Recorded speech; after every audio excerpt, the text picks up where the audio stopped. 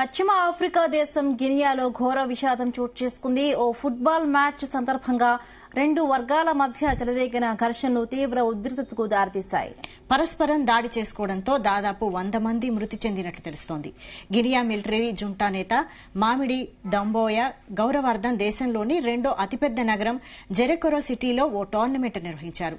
ఇందులో భాగంగా ఆదివారం జరిగిన ఫుట్బాల్ మ్యాచ్ మధ్యలో రిఫరీ తీసుకున్న ఓ నిర్ణయం వివాదాస్పదమైంది. దాన్ని వ్యతిరేకించిన ఓ జట్టు అభిమానులు మైదానంలోకి దూసుకెళ్లారు.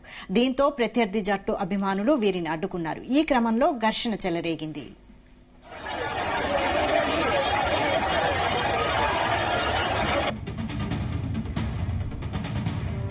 వేలాది మంది అభిమానులు వీధుల్లోకి వచ్చి పరస్పరం దాడులకు పాల్పడ్డారు. కొందరు పోలీస్ స్టేషన్ కు నిప్పు పెట్టారు.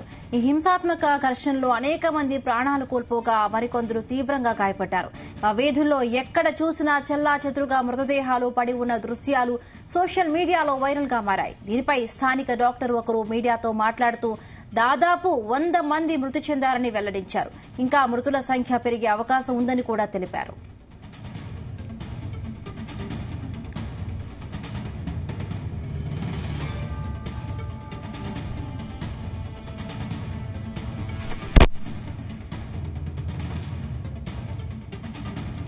సెప్టెంబర్ 2021 తిరుగుబాటులో అధికారాన్ని చేజిక్కించుకుని తనను తాను అధ్యక్షుడిగా ప్రకటించుకున్న గినియా జుంటా నాయకుడు మామాడి డాంబోయ గౌరవార్థం ఈ మ్యాచ్ నిర్వహించారు. ఫుట్బాల్ అభిమానుల మధ్య జరిగిన లొల్లితో హై అలర్ట్ ప్రకటించారు అక్కడి అధికారులు.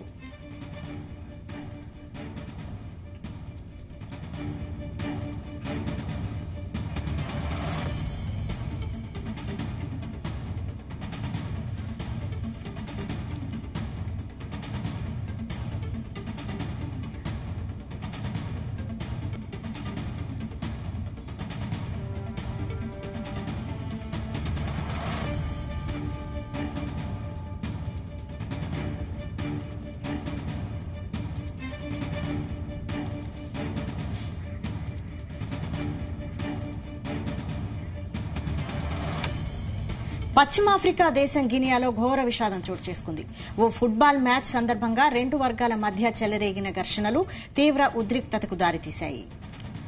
పరస్పరం దాడి చేసుకోవడంతో దాదాపు 100 మంది మృతి చెందినట్లు తెలుస్తోంది. గినియా మిలిటరీ జుంటా నేత మమాడి డొంబోయ గౌరవార్థం దేశంలోని రెండవ అతిపెద్ద నగరం జెరెకొరో సిటీలో ఈ టోర్నమెంట్ నిర్వహించారు. ఇందులో భాగంగా ఆదివారం జరిగిన ఫుట్బాల్ మ్యాచ్ మధ్యలో రిఫరీ తీసుకున్న ఓ నిర్ణయం వివాదాస్పదమైంది. దాన్ని వ్యతిరేకించిన ఓ జట్టు అభిమానులు మైదానంలోకి దూసుకువెళ్లారు. దీంతో ప్రత్యర్థి జట్టు అభిమానులు వీరిని అడ్డుకున్నారు. ఈ క్రమంలో ఘర్షణ చెలరేగింది.